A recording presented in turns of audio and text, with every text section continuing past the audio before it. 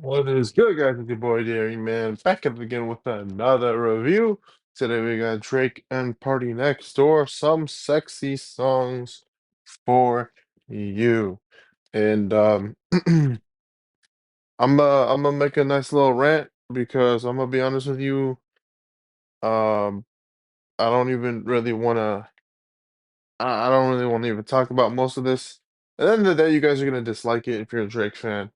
Y'all probably gonna be unbiased or it's Kendrick shit or whatever. I don't know. You know, whether it's hate or not. And if you're not, and if you like it, and if you understand, and if you're with me, then dope. That's awesome. If you're not, click off the video. I don't care. Um, the matter of the fact is this, man. I don't hate Drake. Right? I don't hate Drake. I think For All the Dogs was one of his best projects he put out in a while. Same with the 21 Savage collab tape. And I think both of those at least brought out Drake in terms of, still not being completely dead, still being able to make a lot of hits, still being able to, be in the hip hop sphere and, not be completely awful and not completely even just culture vulture off shit. You know, when Drake makes hits, I'm satisfied. When he gives me at least, half of the album, or at least one or two songs I can come back and replay, I'm happy. And that's honestly what I was hoping for that we could still keep doing with this Party Next Door tape. But in the terms and the quote of Mr. Sean C, Party Next Door, I guess, have not been seen since 7 years in terms of actually being relevant or good.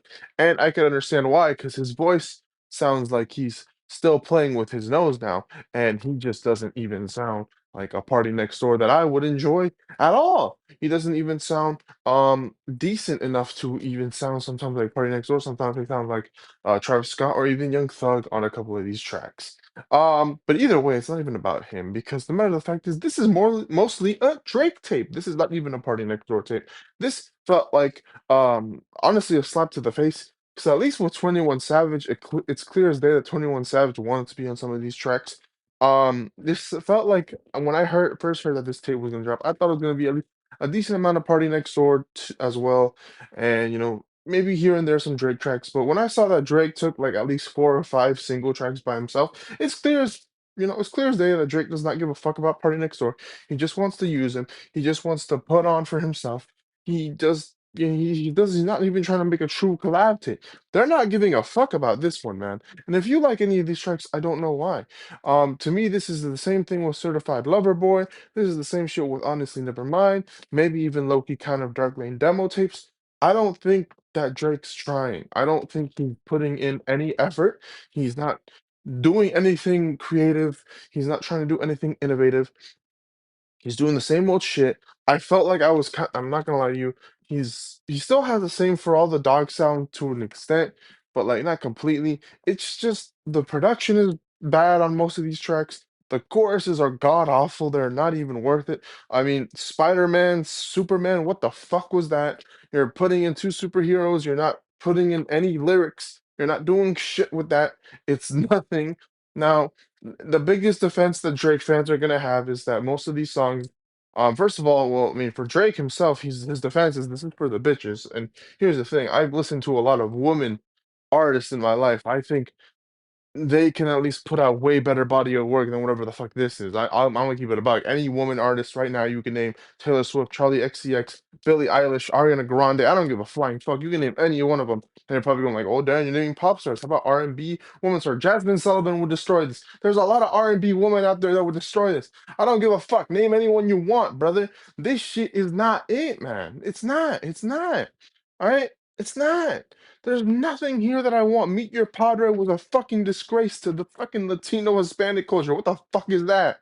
All right, there's no production. Chino Podcast not do shit. They're fucking garbage as fuck. They're not trying. They're just stealing, and they're not doing shit with it, man. They're not doing jack shit with any of these tracks, man. I guess Small Town Fame was kind of good. You know what I'm saying? It was Drake finally, I guess, reminiscing over what happened with the rap beef. Not that not that it helps or anything.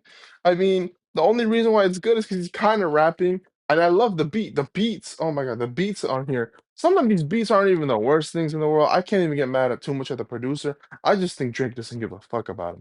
I don't think he gives two jack shits about him. You know what I'm saying? Give me a hug. What the fuck is that, man?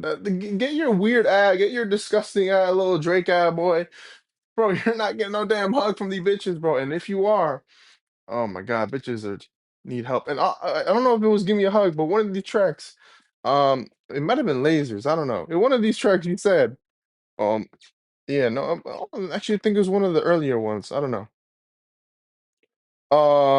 I forgot. One of them. Nokia, lasers, maybe one of them. He talked about, man, I don't give a fuck about nothing. I'm out here trying to get them 20-year-olds. Drake, Drake. You already got caught with your fucking, little 17-year-old shit. That's like 3 years right there, man. What are you doing?